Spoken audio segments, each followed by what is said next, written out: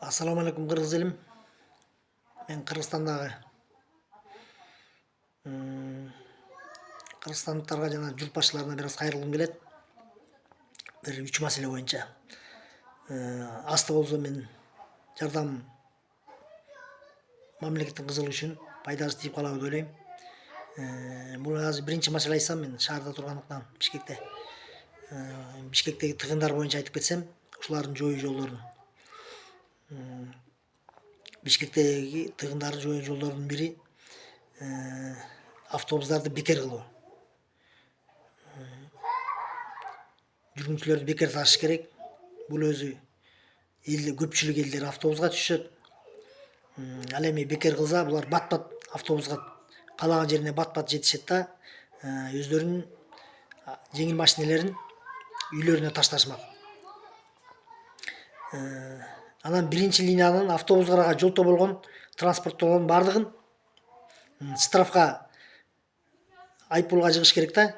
Ошондо алар жолто болушпайт. Жана 2-3-4 автобус жүргөн көчөлөрдүн бардыгын биринчи линиянын автобустарга бериш керек. Алар только кайрылганда анан уруксат кылып, ал ошондо гана автобустар тез-тез жүрөт, көпчүлүктөр үйлөрүнө таштап коет эле дейм да, жеңил унааларын. Ал эми булардын ордун толтуруштун жолдору бар.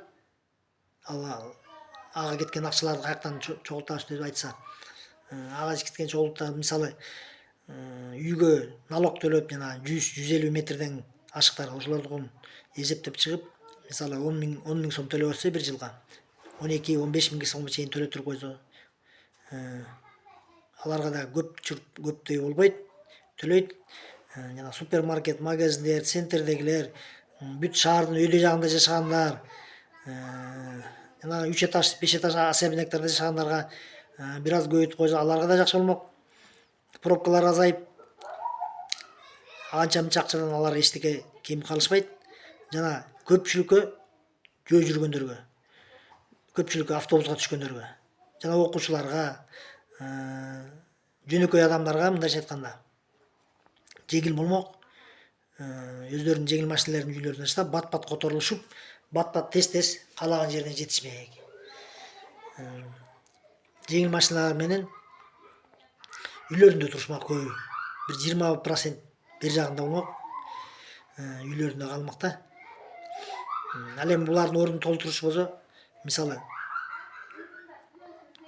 жана айтып кеткен налогтордон, жана башка, же болбосо бензин, солярка, жана газдардан 1-2 сомго көтөрүп коюш керек. Ошодон түшкөн акча деле көп акчаларды пайдап келет деп ойлойм. Дагы бир жолдор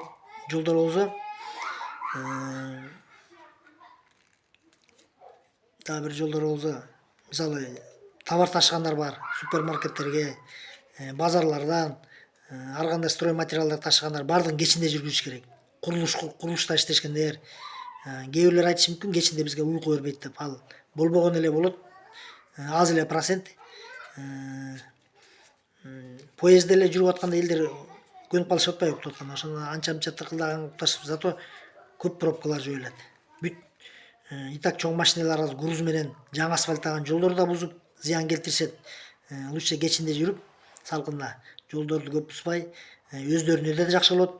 Стройкада иштегендерге, товар ташыгандарга, башка бүт нерсе ташыгандарга, азыр мисалы чоң жолдун жээгинде магазиндерге токтоп алып, жолдун баарын ээлеп атышат атпайбы? Башка жака кирейин десе орун жок, айла жоктон токтошуп атат алар. Кечинде кылса, саат 10дон кийин, жол кеңейгенден кийин аларга да жакшы болмок. Булар бир болбогон адамдар бир аз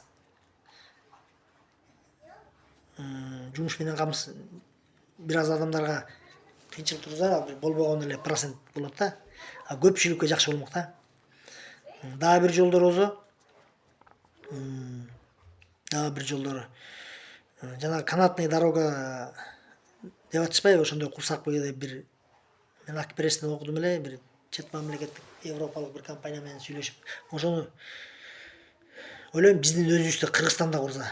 Буга анчалык деле көп каражат кетпейт и буга тиешелүү, мисалы, техникалык университет, техникумдар, университеттер, ошого тиешелүү органдар, академик, профессорлор өздөрүнчө чогулушуп, топ түзүп, шаардын бир четинен орун алышып, мисалы завод салып, ошону мамлекет өзү көзөмөлдөп иштетем дегендер иштетсе ошол абдан жакшы болмок да. Бизден көп ошону иштетип, кийин балким экспортко да чыгара баштамакпы, абдан пайда болмок. Ал эми чет жактан алып келген, ал бизге кымбатка туруп калат. Мына ушул маселе боюнча айткым келди. Анан может балким дагы башкалардын да билгендери бардыр. Жана жогорку окуу, орто окуу жайлардын баарын областтын борборлоруна көчүрүш керек да. Ал жакта өнүгөт. Канча деген студенттер кетет, мугалимдер кетет, кызматкерлер кетет. Бишкектин баары толуп калбай да. Ошону да айткым келет. Дагы бир айткым келет, мына жолдордо ушунчалык биркес жашоо деңгээли бир аз жогорулады го, бир курулуштар курулуп жакшы эле болуп атат, бирок кезилиштерде, базарлардагы жана кайырчылардын, коробка көтөргөндөрдүн ушунчалык көбөйүп кетти десин. Кыргызстан алдыга кетпей эле артка кетип, жакырчылардын мамлекетине айланып аткандай да. Ошолордун баарын жөнгө салса, акчасы жетишпей аткандарга соцобеспеченияларды көбөйтүп, акчаларын, кээ бирлер бизнес кылып аткандарды текшерип, депорт кылып, сыгандар мисалы көп. Башка ошолордун баарын текшерсе, көчөлөр тазарып калабы деп калам да. Кийинки менин дагы бир маселем, бул Мегаком компаниясы жөнүндө айткым келет. Бул көп эле билсе керек мунун баардыгы. Бул мамлекеттик компания. Ушудан колдонгондордун баары налогту мамлекетке түшөт 3%. Ошону баардыгыбыз ушул компаниядан көтөрсө, патриоттор, пенсионерлерден баштап, айыл өкмөттөн баштап, мамлекеттин жетекчиси, депутаттар, бүт башкы жетекчилерине чейин. Анткени эң биринчи биз мамлекетибизге көбүрөөк налог төлөшүбүз керек. Башка бирөөнүн компаниясынын төлөп, ал акчалар каяка кетип атканын билсеңер керек. Билбегендерге айтып койсом, ал Казакстандык, Голландиялык жана Белиз мамлекетиндеги офшорный зонада бир граждандардын компаниясы да. Акчаңар ошол жака кетип атат. Билбегендерге айтып коеюн. Ошон үчүн өзүбүздүкүн көтөрөлү, мамлекетибизди көтөрөлү. Мен бир кезде ушул азыркы президентибиз айтып кетти эле. Ушул Мегаком компаниясы эң чоң налог төлөөчү болгон. Ошону сатайын дегенде каршы чыккан. Өзү билет. Ошол убакта көп налог төлөөчү. Андан кийин эле ошол убакыттын жетекчилиги же министрлери өйдө жактан бирөөлөр кийлигишип, Ошкон компаниясынан кызыкчылыгына иштешкен да. Ошондо өчүрүүлөр көп болгон. Мен өзүм билем. Ошол кездерде 90% биздин эле айылда Мегаком компаниясын пайдаланса, азыркы кезде 10-15%тен аз калып калды да. Бардыгы Ошко компаниясына өтүп кетти. Ошо Ошко компаниясын өчүрбөй, уюлдук антеннасын бардыгы Мегакомдукун өчүрүп, ошентип отуруп азайтты да. Муну ошонун кызыкчылыгына иштешкендерди текшерип тапса болот да. Ошону мен текшеришин да тилейт элем. Жана Садыр Жапаров, Камчык Ташиев, азыркы премьер-министрге да кайрылып кетет элем. Эгер ушул компаниясынын азыр канча абоненттери бар? Мен эгер макул көрсө, мен 1-2 жыл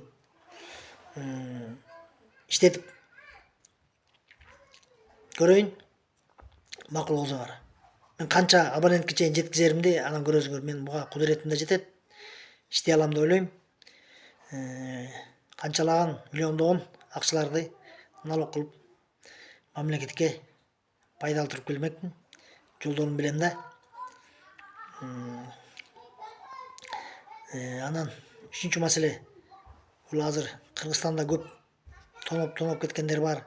Президенттер бар, премьер-министр, депутаттар, чиновниктер. Алар акчаларын ар жака Европага, Америкага, Турция, Дубай, даже Казакстан, Россияга чейин чыгарып кеткендер бар. ошол жакта супермаркеттерди салышып, же болбосо заводдорду салышып, же болбосо үйлөрдү, коттедждерди алышып, замокторду салышып, бул жерде же ошол жакта жыргап качып жүрүшөт. Ошолорго айтып коет элем. Акыры силер деле бул дүйнө менен коштошосуңар. Ошондо ким канча жеп кеткенин элдин баары билет. Ошондо кеткенде да өз совестиңер менен кыргыз элинин алдында, Кудай Тааланын алдында таза кетсеңер деп ойлойм. Анткени биз пендебиз. Убагында билбей, балким бирөө билип билбей бири-бирин көрүп жеп ичип кеткендерди убагында келип кайра алып келип төгүп койсо кыргыз эли да кечирет. Мен ойлойм жогорку жактагы мамлекеттин башчылары да кечирмек Садыр Жапаров. Жана Кудай алдында да өзүңөрдүн совестиңер таза болмок да. Эл алдында таза болмок. Ал итак силерге жукпайт. Аны баары балдарыңар ичип чачат, наркоман болушат, казино ойнотушат, чет мамлекетти кыдырышып жок түгөтүшөт. Оору болот, башка болот. Лучше Кыргызстанга алып келип төксөңөр,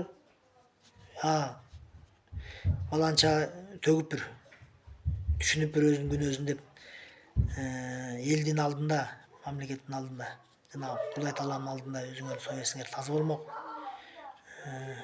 Ошону мен коррупция менен күрөшкен Камчыбек Кыдыршаевичке да айткым келет. Башка жактын Камчыбек Кыдыршаев жана тышкы иштер министрине, башка жактын министрлери менен сүйлөшүп, ошо кыргызстандык граждандардын мурунку убакта жашап кеткенде канча деген акча чыгып кеткен, башка мамлекетте канча деген дүйнө мүлкү бар, ошолордун баарын териштирсе абдан жакшы болмок.